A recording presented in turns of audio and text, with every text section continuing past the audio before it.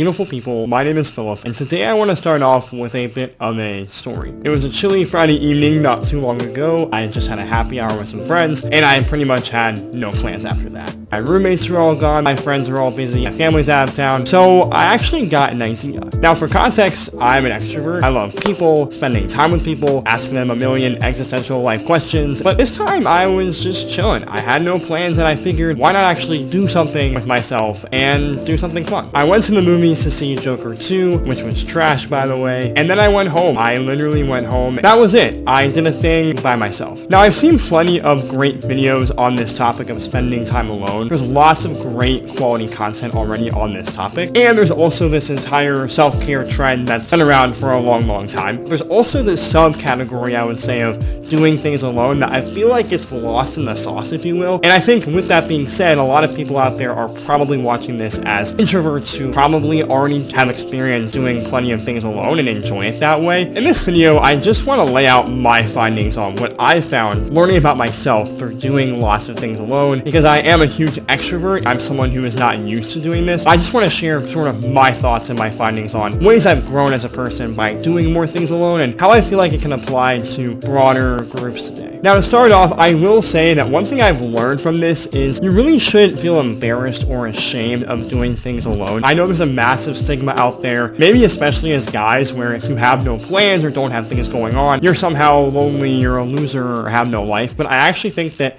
doing things alone really does better yourself. Heck, I've even done a lot of things lately where on a Saturday or a Sunday, I will intentionally take myself out to coffee shops, farmers markets, etc. to look around for stuff just to spend time alone and just to get used to the idea of doing things by myself. And the alternative to this for me is really just staying at home and doom scrolling, which is obviously not beneficial. And so I feel like there's a lot of value in not being some lame, lonely turtle and actually putting myself out there and going out and doing stuff alone, even if there's no one that can join me. I'll talk about my learnings from this in the video. And while I think it's good that since COVID we've gotten back to being social creatures and doing things together, that's a wonderful thing. I'm not here to knock that, obviously. I'm really happy that I can see my friends again and do stuff with them. There's also, I think, just a lot of merit to spending time alone and not feeling like you have to have plans every weekend or have to be doing things. In fact, I would reframe that mentality to say, I'm choosing option A, which is to do something by myself, versus option B, which is to be social. And that's been a very helpful framework for me, is to do things with myself at the right times. Now let's get to some of the findings that I found for myself from actually doing more things alone. The first big area I've come across in this era of life has been that I felt a lot more independent than before. Now that's as someone who did scouts growing up, sports teams, so I think has cultivated a lot of that independence as a kid in my childhood, and even now I'm someone that is super type A, keeps a calendar, and likes to keep all my ducks in a row. But since doing more things alone in just the last couple of years of my life as a young adult in DC, I found this quality to be even more prevalent in my life, that being independence. I find that by doing things alone, I've actually built a thicker skin, if you will. I'm more comfortable with myself. I also began to just be more courageous and handle things more by myself, planning, managing things, not needing to ask for help as much, because by just doing things alone, you build that sense of independence and courage it takes to be out and about, to actually do stuff with yourself and learn to do it without a lot of support or help.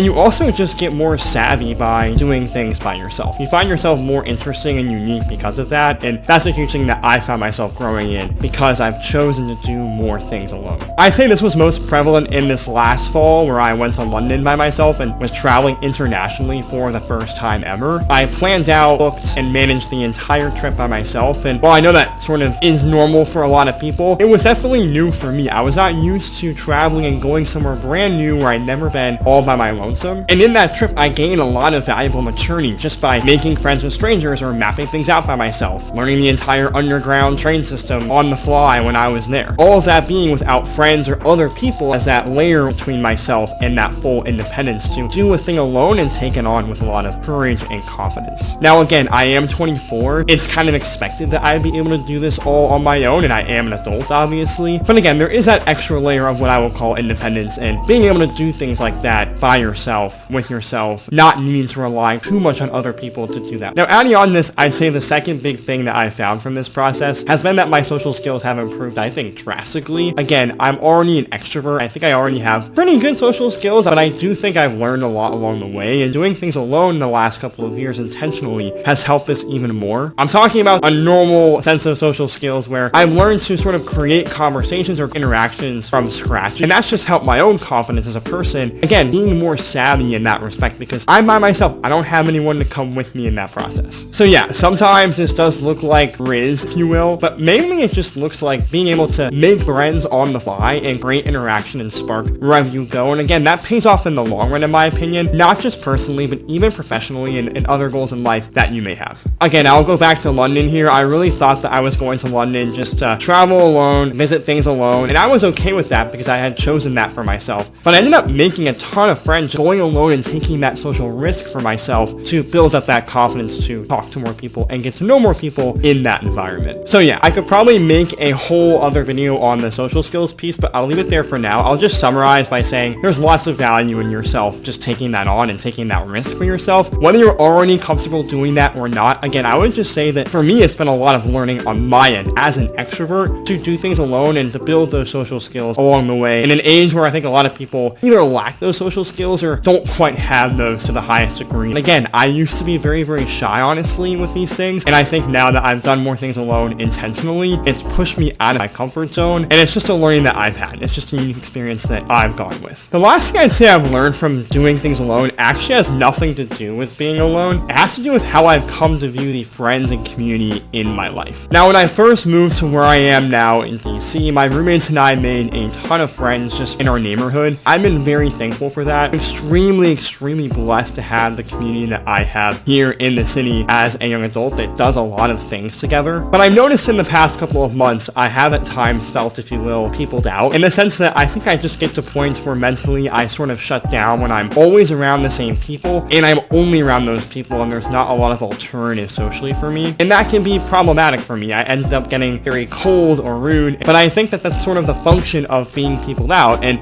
not creating enough time to give back time to myself. As I've reflected on this, I found that there is this healthy boundary that I think I've tried to draw in doing things alone that helps me have the proper split between how much time I spend with other people that I do love and care about and how much time I actually spend with myself for myself to sort of recharge and give myself back that time. Again, I know for you introverts, this sounds very obvious, but as an extrovert, this did not really hit me until the past 2 years of life. Even during COVID, I didn't quite have that exact level of split that I have now. And there's no rule or consultant benchmark for this idea of social versus solo, but I would say that for me, it used to be something like 90%, 10% when I was in college at the peak of it, and now it's a lot more like 65-35, where I spend that 35% of my time doing things alone for my own sake. That might be watching Premier League, reading, going for a run. It's just doing things for myself to be with myself, and the good news of that is when I do get to being social again and I go to a party, I actually enjoy the people there. I actually can be my full self with them, and I'm happy to see them because I've created enough space and distance from them to then go back and love them really, really well when I am present with them in community. So in conclusion, I would just say I'm glad. I'm glad that I do things alone now. I'm glad that I've created this space for this. It's helped me understand myself more. It's helped me combat a lot of the lies I tell myself about feeling lonely or lame because I don't have plans or I do things alone sometimes. And overall has just made me a lot more secure in who I am and what I want to be. So I'm not some doctor. This is not me trying to tell you to do something or change your life. And again, if you're someone who's already on that train of you do lots of things alone, I'm not here to rock your boat too much. I'm really just sharing my own thoughts and findings, and I feel like it's helped me again to understand what it means to do something alone and enjoy it and how that actually has a lot of benefits. Anyways, that's kind of it. I'm curious to hear what you guys think in the comments below on this topic. Have you done this before? Have you solo traveled? Have you gone to do things that are fun alone? And what did you experience from that? I'm just very curious again to hear your guys' thoughts as a new channel who's, you know, on the grind, if you will. As always, if you enjoyed this video, make sure to drop a like, comments, both are also great. And yeah, subscribe if you want more, and that's really all I have to say there. You guys know the drill on that front. Thanks again for watching. My name is Philip. I'll see you all next time. Peace.